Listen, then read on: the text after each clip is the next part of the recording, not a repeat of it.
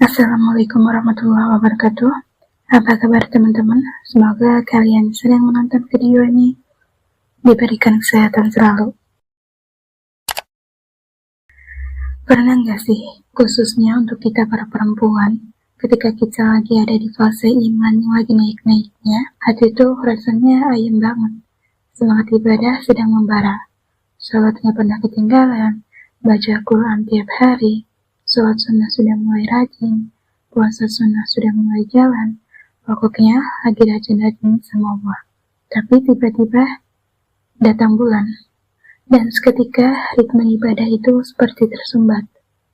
Gairah spiritual yang tadinya menyala, perlahan menurun. Kita mulai merasa jauh lagi. Gak ada lagi wudhu berulang kali, gak ada lagi ruku dan sujud.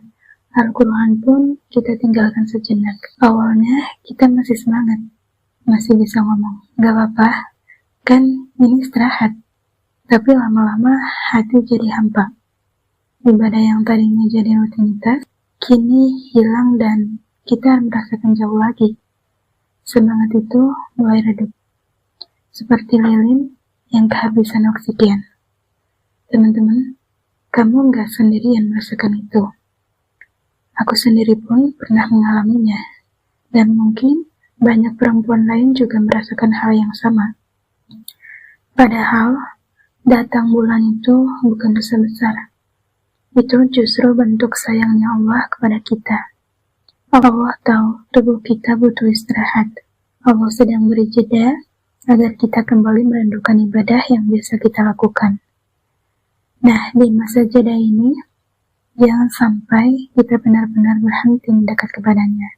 Karena meskipun kita nggak bisa sholat dan baca Al-Quran seperti biasanya, masih ada banyak banget amalan yang masih bisa kita lakukan. Kita masih bisa bersolawat agar hati tetap berhubung dengan Rasulullah. Kita masih bisa beristighfar karena setiap nafas kita butuh ampunan Allah. Kita bisa dengarkan murotal biar ayat-ayat Allah tetap mengetuk hati kita. Kita bisa berzikir kapanpun dan dimanapun. Dan kita masih bisa tetap berdoa, karena doa itu tidak pernah ditutup pintunya, kapanpun itu. Semua itu masih dicatat sebagai ibadah. Bahkan, pahala dari amalan yang biasa kita kerjakan bisa tetap mengalir, karena kita terhalang oleh unsur syar'i yang Allah sendiri tetapkan. Selama niat kita tetap hidup, pahala itu tidak terputus. Jadi teman-teman, enaknya punya kebiasaan baik dalam beribadah saat kita dalam keadaan suci, kayak sholatnya pernah bolong, sholat sunnah sering kita kerjakan, puasa sunnah kita jalankan, baca Al-Quran tiap hari, dan saat kita sedang datang bulan, amalan-amalan yang kita kerjakan itu masih terhitung, walau kita sedang tidak bisa mengerjakannya. Dan itu semua bisa menjadi ladang pahala buat kita. Dan kita juga masih bisa nabung pahala lewat amalan-amalan yang tadi aku sebutin. Semua amalan itu menjaga hati kita agar tetap hidup.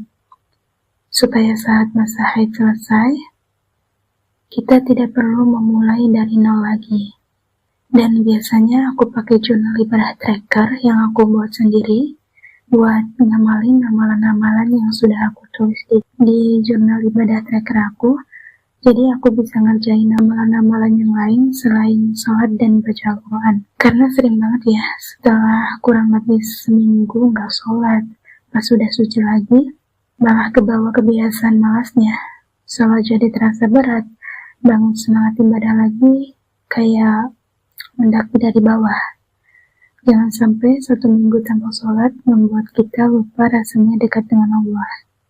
Saat kita sudah kembali bersuci, itu justru saat kita merestart iman kita lagi dengan semangat baru. Kita tahu bahwa sholat itu tiang agama. Itu kewajiban yang tidak boleh ditinggalkan.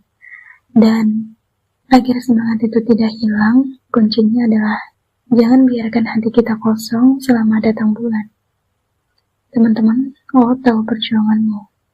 Allah tahu kamu ingin tetap dekat. Allah tahu juga kamu ingin istiqomah. Allah nggak menilai berapa banyak ibadah yang kita lakukan, tapi Allah menilai seberapa gigih kita menjaga hubungan dengannya di saat kesempatan kita terbatas.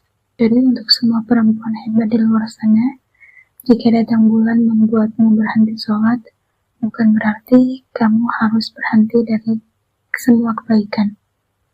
Kalau tubuhmu sedang istirahat, hati kamu masih bisa sujud. Kalau selama hati kita tetap terjaga dengan zikir dan doa, maka saat kembali kita datang dengan rindu. Semoga kita semua selalu diberi kekuatan untuk terus memperbaiki diri, sedikit demi sedikit, hari demi hari. Dan teman-teman, sampai di sini dulu ya videonya. Semoga bermanfaat buat kalian. Terima kasih sudah menonton videoku ini. Jangan lupa like dan subscribe. Sampai jumpa di video-video selanjutnya. Wassalamualaikum warahmatullahi wabarakatuh.